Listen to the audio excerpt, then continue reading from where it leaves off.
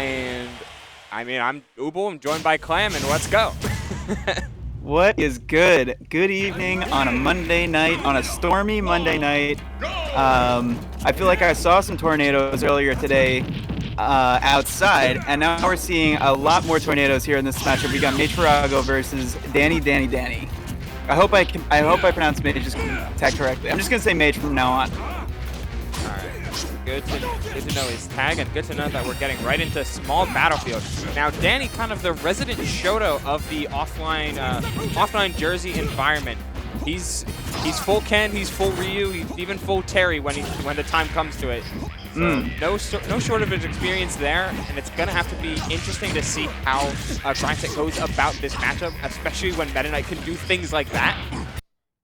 But one big miss combo can mean you're just kind of Ken fodder. Oh.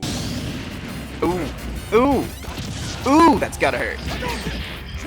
Yes, certainly missing the Condor dive, which, I mean, it's make or break, but he clutches it out with that strong edge guard, and the multiple jumps of Meta Knight are going to be a huge factor if you can manage to keep Ken off stage, because Tatsu against the disjoint is going to lose every time. You're right, and one thing about like Ken and Ryu is that they have a lot of resources off stage. Every single one of their moves can be used to help their recovery. They can stall with Hadouken. They can obviously get distance without being side B, and they have a lot of utility at ADC.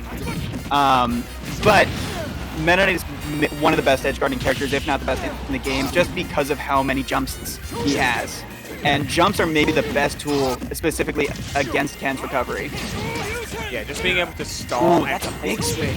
But the up B out of shield, not doing it quite yet. Great DI on the True Storio to get out of there. And he didn't expect the dimensional slash. Okay, that's Mage taking a massive swing in this game one after kind of a rough start and a rough SD. He's all in it now.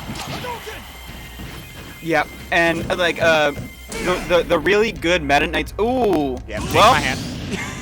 You know what? 124. That's good stock value. That's the sort of thing where you're like saying like, okay, I was probably gonna die to the next short you get anyway. Oh, if you land one more downer or up right there, that's probably death. Still, that's a ton of damage, and I love the fearlessness. Like, Mage is absolutely certain that this is how I win the matchup, and I'm going to keep trying to win the matchup like this. Go off lingering there. He does still have his Tatsu and his there it second jump. Just enough. Yeah, the hitbox of Jory was really hard to overcome. And the one thing you were saying earlier about how Tatsu loses to Meta Knight's disjoints every time. DannyDannyDanny's has been able to make it back to the ledge a few times, and I think that's just because Mage has been a little slow on getting those hitboxes out. I mean, it's not slow startup on Meta Knight's aerials, and that's a up tilt Shoryu for game one. Nothing to see here. Moving right along. Yeah, if there's anything to see from the end of that game, despite a massive, almost 100% lead, Mage got desperate. And if you're getting desperate against Ken, he blow you up. Regardless of the risk that you take, all it takes is one down tilt, one of those frame 4 down tilts to... He's going to open up Meta Knight like the orange he is.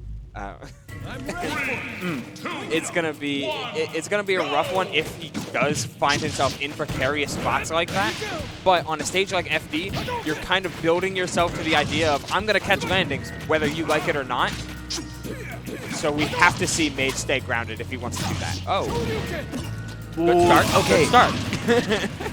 And the story of this set so far has really been Mage's ability to find those aerials off stage, because you don't need to dunk a Ken as a Meta Knight. I mean, first of all, you can, but you don't need to. You just need to take the jump and then take the up B, and you just need to take the resources away. And Meta Knight has the resources to do that.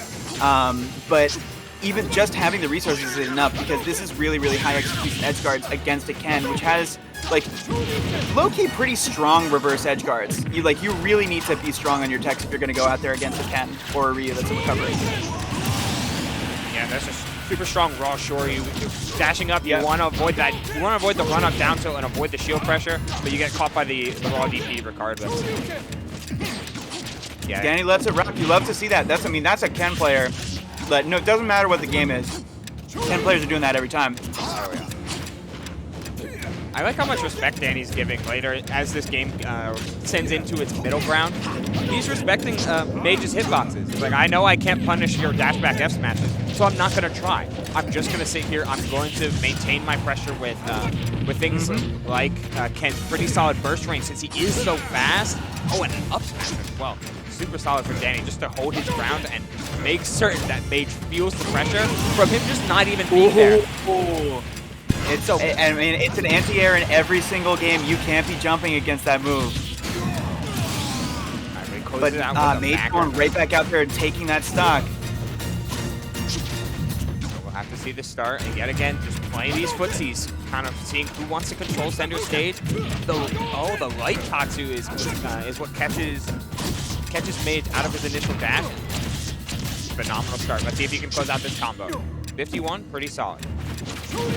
And this is where Meta Knight really shines. And you talked earlier about Danny's approach to this game or to this matchup. I think he's got to make it back from that. He's got the resources. He got the hitbox.